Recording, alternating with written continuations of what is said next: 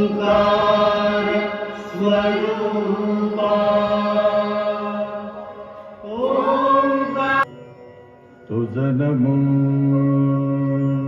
शुभसंकल्पांच्या ओंजळीला सिद्धीचं वरदान प्रदान करणारे शिवगौरी नंदन मंगलमूर्ती श्री गणराज हिंदवी स्वराज्य स्थापनेसाठी यवनांची आभाळ झुंज मांडणारे पुण्यश्लोक छत्रपती श्री शिवराज आणि या महन मंगल चैतन्यदायी गणेशोत्सवाचे प्रणेते लोकमान्य बाळ गंगाधर टिळक यांच्या पावनचरणी त्रिवार अभिवादन करून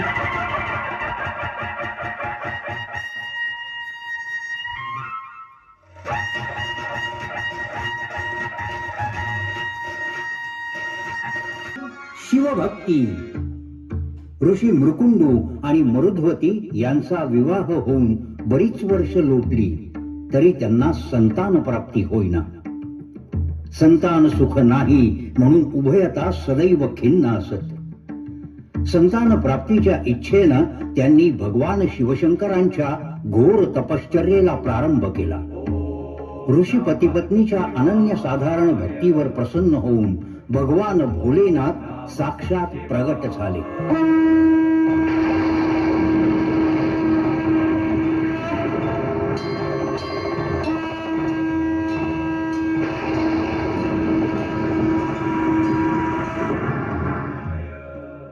हे ऋषी मुरकुंडू, मी आपल्यावर प्रसन्न आहे. आपल्याला हवा तो वर मागा. हे महादेवा, हे भोलेनाथा, आम्हाला पुत्र प्राप्तीचं वरदान द्यावं. मी आपल्याला 2 पर्याय देतो.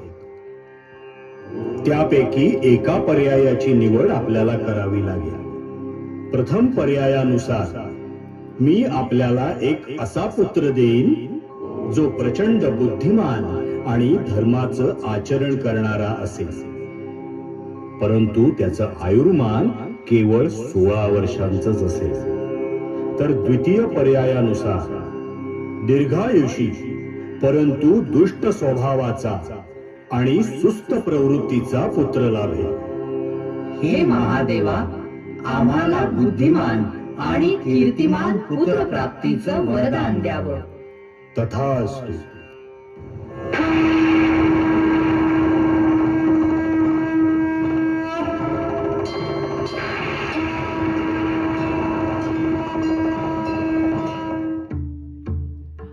यथावकाश मरुध्वतीला पुत्रप्राप्ती झाली आणि उभयतांनी आपल्या पुत्राचं नामकरण केलं मार्कंडेय.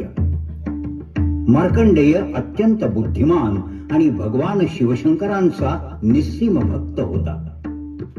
मार्कंडेय अल्पायुषी असल्यामुळे त्याच्या वाढत्या वयाबरोबर ऋषी मृकुंडू आणि मरुध्वतीची चिंताही वाढू लागली. त्यांच्या चिंतेचं कारण विचारलं असता महादेवांच्या भविष्यवाणीबद्दल त्याला समजलं आणि या उद्भवाच्या परिहारार्थ मार्कंडेयानं महामृत्युंजय मंत्राचा जप करण्यास प्रारंभ केला. ओम त्र्यंबकं यजामहे सुगंधिं पुष्टिवर्धनं उर्वारुकमिव बन्धनान् मृत्योर्मुक्षीयमामृतात्. ओम त्र्यंबकं यजामहे सुगंधिं पुष्टिवर्धनं उर्वारुकमिव बन्धनान् मृत्योर्मुक्षीयमामृतात्. ओम त्र्यंबकं यजामहे सुगंधिं पुष्टिवर्धनं उर्वारुकमिव बन्धनान् मृत्योर्मुक्षीयमामृतात्. वाळूच्या शिवलिंगासमोर एका पायावर उभं राहून मार्कंडेय शिवाराधनेमध्ये दंग होता. त्याच्या 17व्या वर्षाचा पहिला दिवस उजाडला आणि भविष्यवाणीनुसार यमदेवांचे 2 दूत मार्कंडेयाच्या प्राणहरणार्थ पृथ्वीतलावर आले. परंतु मार्कंडेयाच्या तपस्येचं तेज इतकं प्रखर होतं की यमाचे दूत त्याच्या जवळही पोहोचू शकले नाही.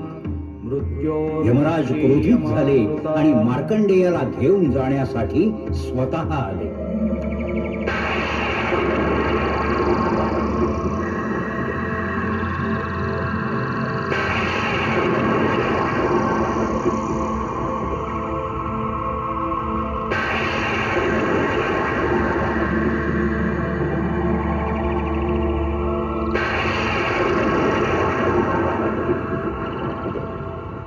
यमराजांनी तत्काळ आपला मृत्यूपाश मार्कंडेयावर टाकला आणि त्याला शिवलिंगापासून दूर ओढू लागले.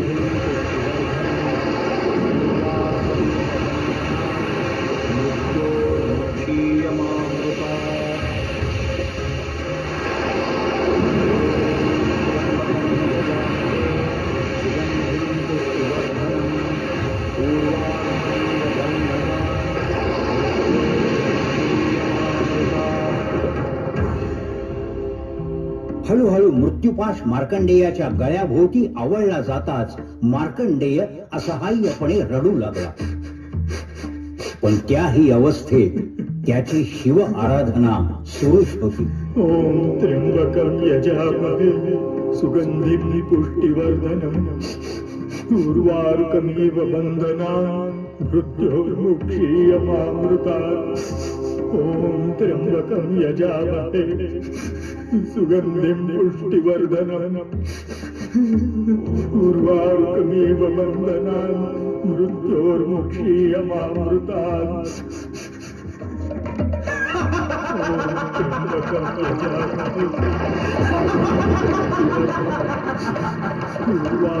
मी तुझे प्राण हरण करण्यासाठी आलोय मार्कंडेया.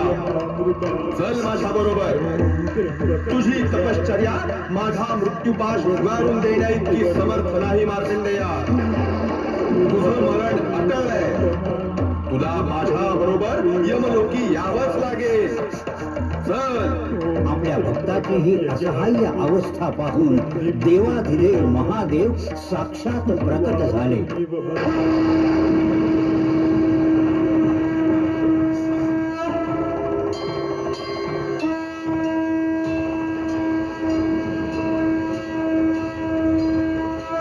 हे यमराज, माझं नामस्मरण करणाऱ्या सद्भक्तांना वृथा त्रास देऊ नकोस.